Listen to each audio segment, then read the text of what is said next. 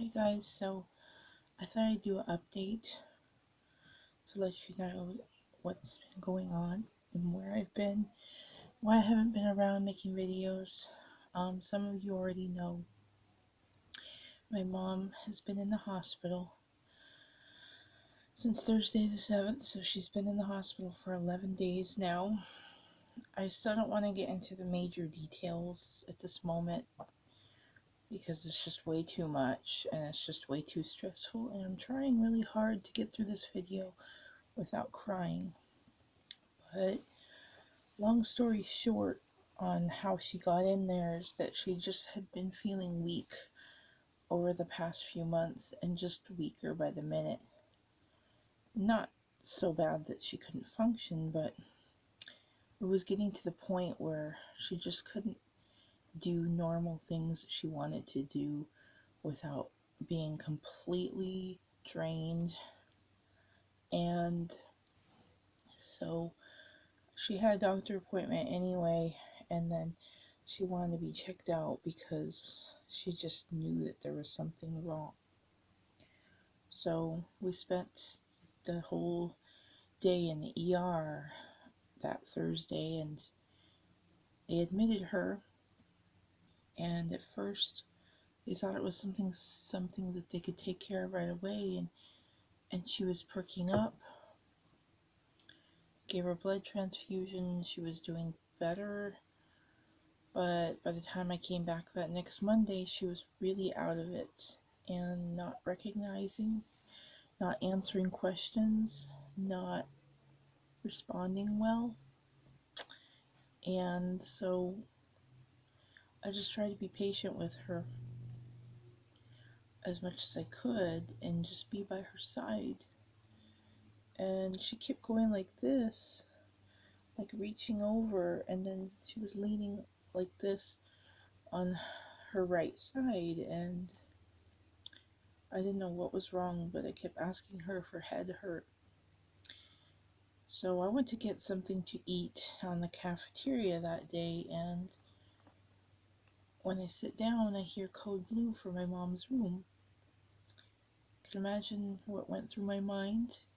My heart started racing, the adrenaline was up, and I got up there as fast as I could. I had no idea what to expect. And there was tons of nurses and doctors outside the door, and of course we couldn't go in. Finally found out, because I didn't remember, because I was just so scared, that code blue means the patient is not breathing or has very low oxygen. So they took her down to ICU and put a breathing tube in her. She's had a breathing tube in her for days. She's been sedated most of the time.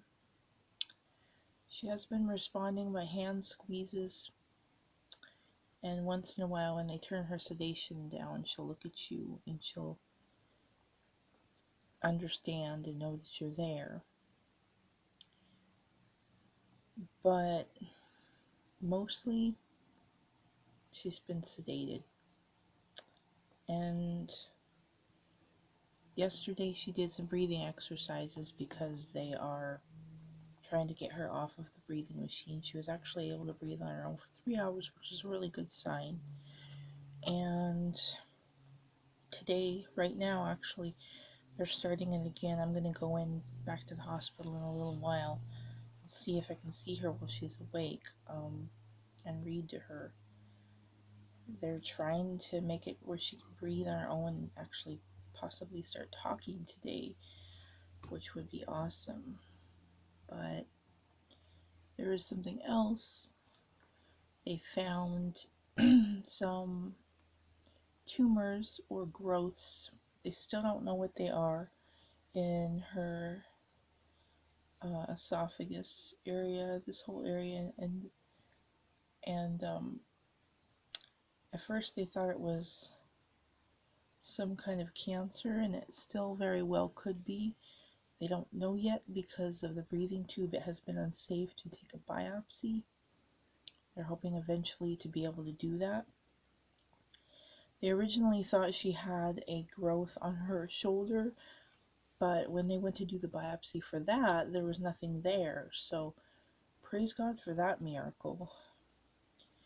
The one that scares me the most is her head, and is right in the spot where she was trying to communicate with me that was bothering her. She has a large mass in her head. They did a brain surgery on Monday and took a piece out. That relieved a lot of pressure, and it helped her to be more comfortable and breathe a little easier, even though she still had the machine on. And so that was actually a good thing, even though I had mixed feelings about the operation. And so we are waiting for the results to find out what kind of cancer it could be in her head and if it is treatable or not. So that's kind of up in the air right now. At one point, I honestly thought we were going to lose her. I'm still not even sure. We may. It could go either way. I don't know whether my mom is dying or if there's hope for her, but the doctors seem hopeful and that there is positive opportunities as long as things work out. So that's where I am right now, trying to stay positive. So I feel like there's a whole lot more I could tell you, but there's just like so many things that have been going on this past couple of weeks that I just can't even begin to explain. There's been a lot of things going on with family. My other sister came back, who we've been estranged from, and there's a little bit of reconciliation going on, but there's still some tensions, and those tensions are causing a few little problems here and there. But I feel like they're working themselves out a little bit. It's just really difficult because certain people don't want to forgive each other, or they're still hurt deeply by things that happened in the past. But we're really all just trying to be there for my mom and try to put that aside, which is very difficult for some people. Not so much for me, because all I care about is my mom right now. And then there's other family members, extended family, who are trying to get involved and just throwing other things into the mix that aren't important right now. Like this picture that my mom's had for years. It used to belong to my great grandma, and she like wants it. And it's like, really? Now? You know, an object is not important right now. My mom is important, and between my older sister and this other relative, they're just like bugging me about it. They stopped bugging me, but the other day, my sister was just badgering me about finding it and setting it aside for her because she wanted to make sure she got it. But it's like, my mom's not dead. I'm not going to start giving away her possessions. So, just little things like that being thrown into the mix have been really very stressful. So, I'm trying to keep my head about me. I'm trying to pray. I have a lot of people praying for my mom and for our family. And I've had wonderful people who have given us rides back and forth to the hospital and brought us dinner, and just been amazing.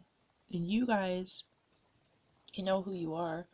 You've been amazing to me too, especially ones I've been in contact with.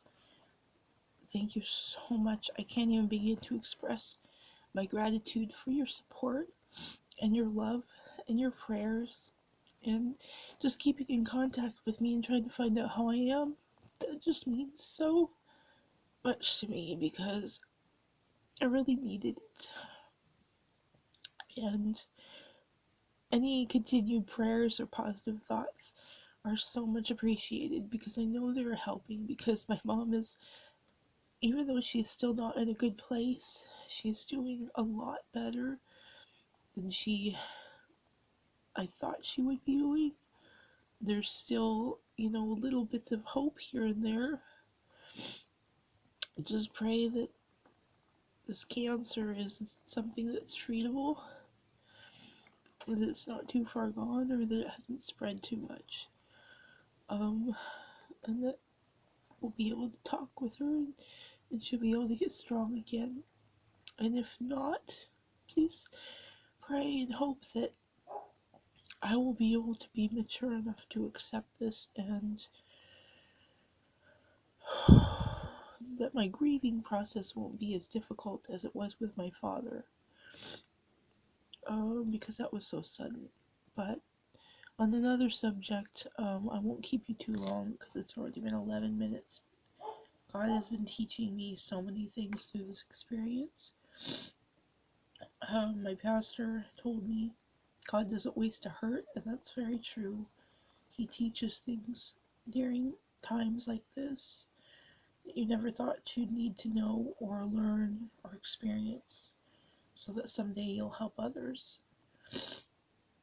And I'm learning, the major thing I learned was that when I lost my dad, it was so sudden, and it was just a matter of a few minutes